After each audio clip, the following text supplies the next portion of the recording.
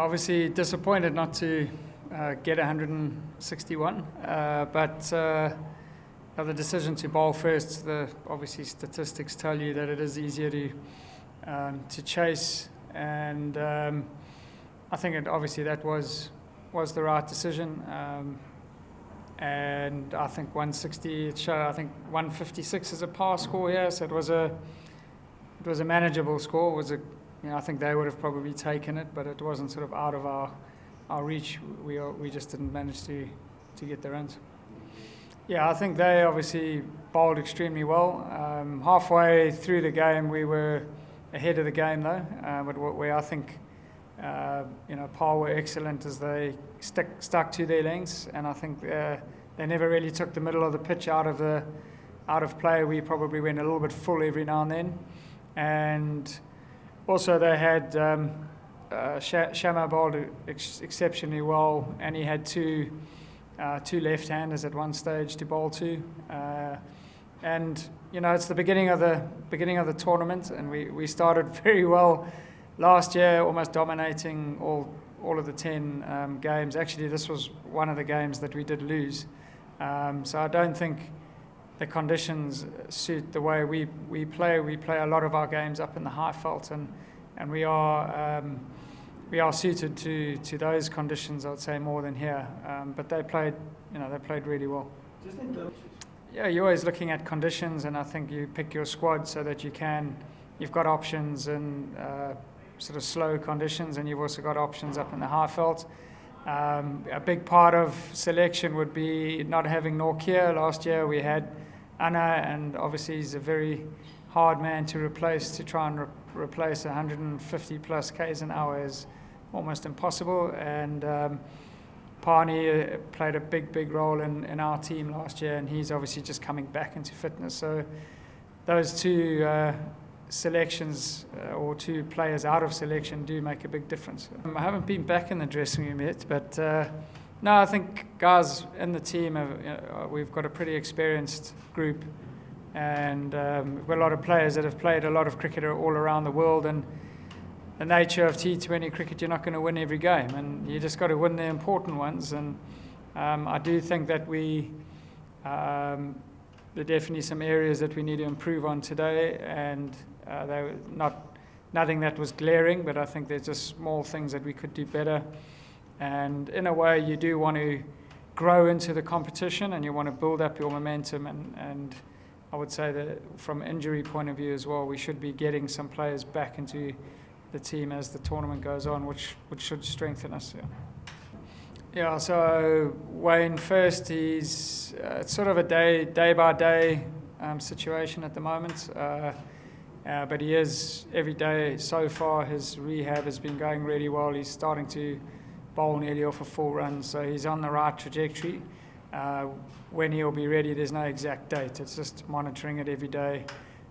So probably not the next match, but we're hoping to get him back as soon as possible. And then, the areas for me was just bowling wise. There was some decision making where we had certain fields and bowled the lengths that we felt gave away one or two runs. In the field, I think we could have saved a few more runs. We dropped one or two catches, and last year I felt we were probably one of the best fielding sides in the comp. So there's small areas there that we could be better at, and then obviously that middle order, down to some really good bowling though. I think they squeezed us well, and then every time we actually tried to pull the trigger, we got out, and you just need those decisions when you say, I'm going to go one or two of them to go out the ground, and then it puts pressure back on them. But when you lose a wicket and then we lost another one, it almost brought them right back into the game. So it was that middle period there, and then our fielding and one or two decisions with the ball that I'm sure we'll discuss and iron out. I think I'm giving myself a little bit more time, understanding how I should prepare, trying to keep it simple, keep to my strengths, and then just backing myself. I think obviously batting opportunity is a huge thing, and when you're out there, you need to understand the conditions.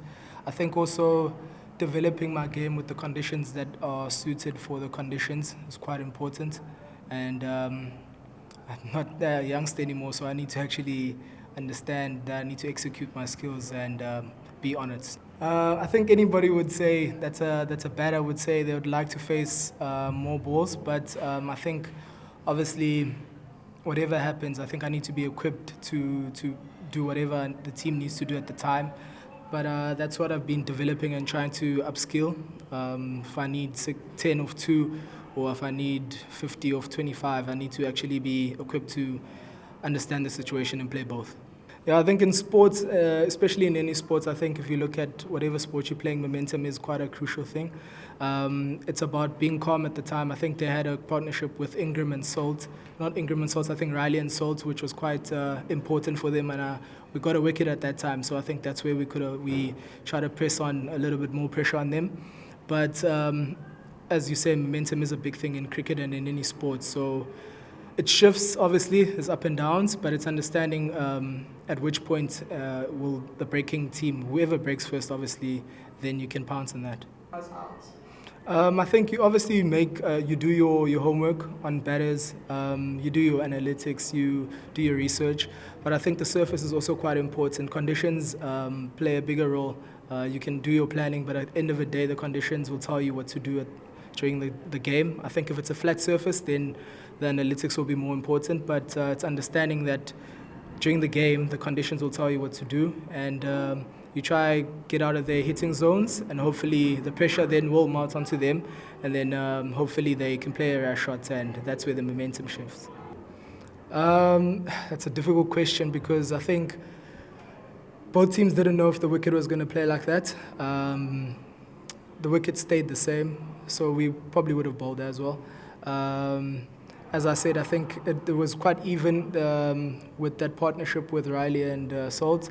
I think that was the big momentum shift. Outside of that, it's about turning on your skills, execution, and whoever buckles first. But I think they did play well. The surface was a tricky surface. Obviously, 160 T20 cricket these days, you see higher scores than that. So realistically, it's a tough chase. Yeah, I think in any, if you want to get selected for any teams, you got to put in performances.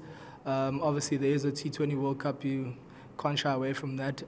Personally, for me, it's about my own performances and putting in for whatever team I'm playing for. My own confidence, where I want to be as a cricketer, and as I said, just gaining momentum. Yeah, I think, as you say, I think opportunity is also a big thing for any player. Once you're out there and you get the backing of the coaches and and the team, it's quite nice because then you can get opportunity to explore your skills and put in performances for the team. I think last season, obviously, the dynamics and the team selection was for the conditions, but I got an opportunity at the back end and try to use it. And this season I'm starting. So it's about just understanding your role in the team and just going with the momentum that you have. Yeah, he's been unbelievable. I think, obviously, I've never worked with him. Watched him when I was a kid, him bowling rockets, trying to implement him, helping me to bowl a few rockets. But I don't think that's happening anytime soon. But yeah, I think he's helped with understanding my game, wherever I can improve on, and he's been good.